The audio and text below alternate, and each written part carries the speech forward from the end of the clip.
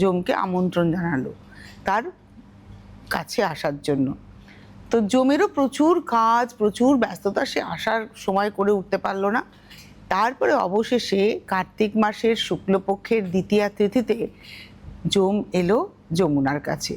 তখন যমুনা তার ভাইয়ের আগমনে সারা রাজ্যটাকে সাজিয়ে ফেললো, প্রচুর খাবার আয়োজন করলো এবং সে ভাইয়ের কপালে রাজ তিলক পরিয়ে দিল। যমও খুব খুশি হলো বোনের আতিথেয়তায়।